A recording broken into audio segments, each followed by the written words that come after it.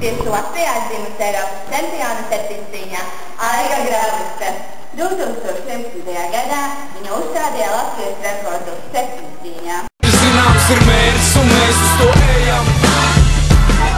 Mūsu soļi izšķeksta pēc, kas gadās pa ceļam. Vārdi māc, bet vienmēr viss vēl.